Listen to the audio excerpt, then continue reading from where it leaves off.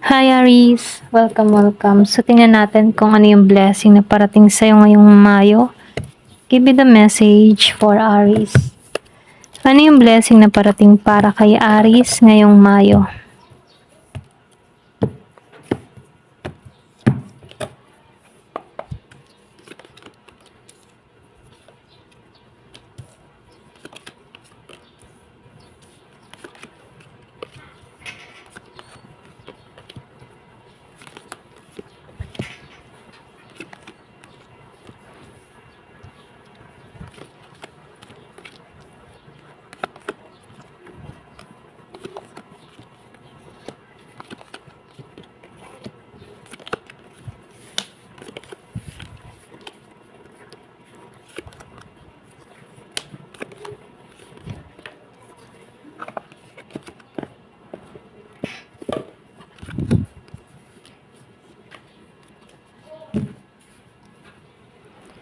So, dito Aries, yung spread mo, nakikitaan ko dito, hindi to light blessing, kundi earn success after ng struggle.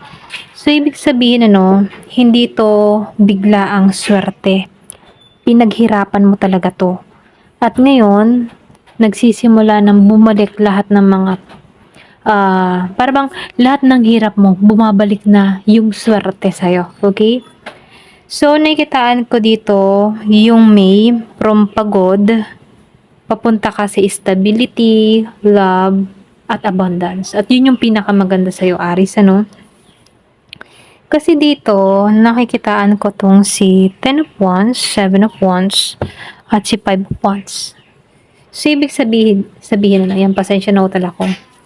Matagal ka nang lumalaban at napagod, So, comment down ka kung matagal ka nang lumalaban at napapagod. Pero yung blessing mo kasi, makakaraos ka na sa mga heavy burdens at competitions, okay? Kumbaga, mababawasan na yung bigat na daladala mo, okay?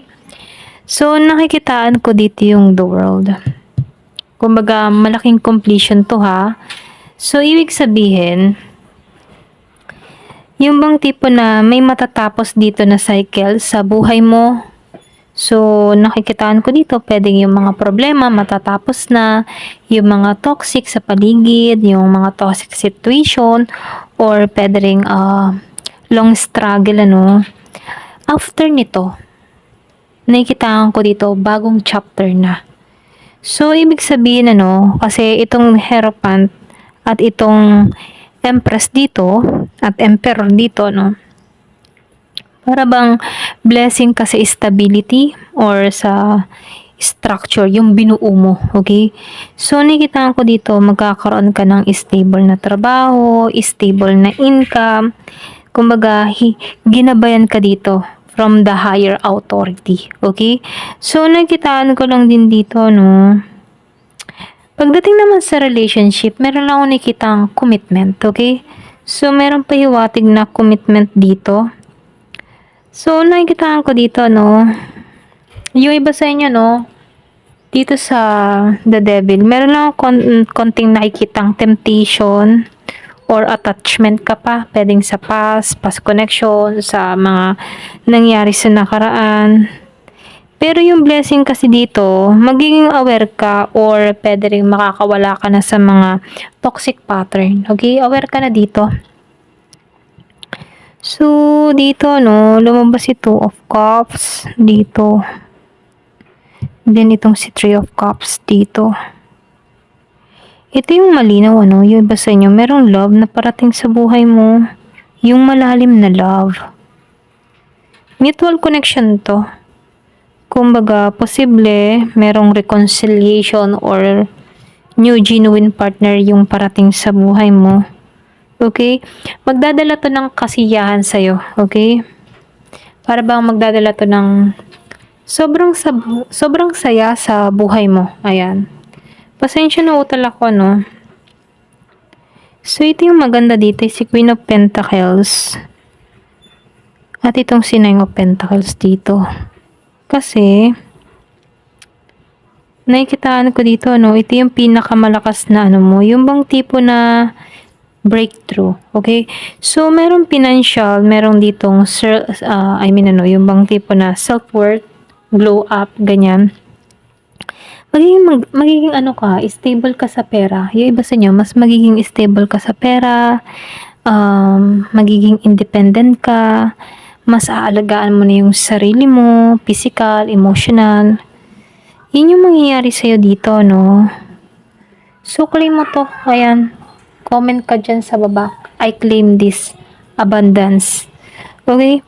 So, nakikitaan ko lang din dito, no? Lumabas si Queen of Swords dito.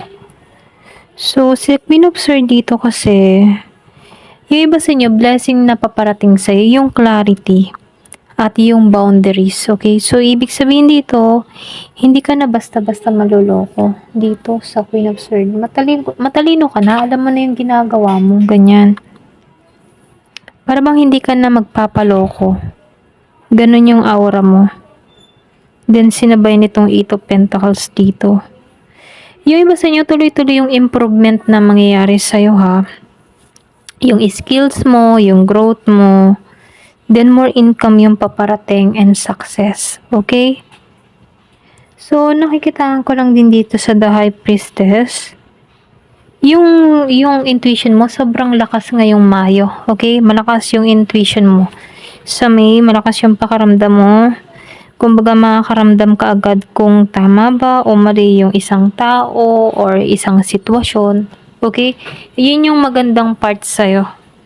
So, nakikitaan ko dito, Aries, ngayong May, from survival mode ka, no? Then, papunta ka sa stable, then, stable love, stable income.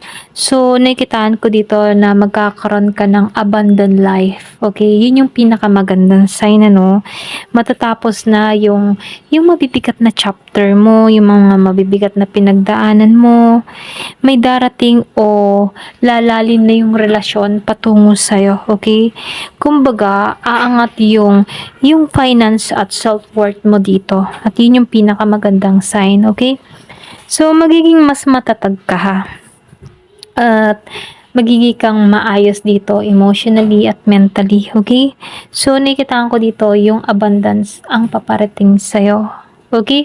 Ayan, hanggang dito na lamang po. Thank you for watching. Love and peace.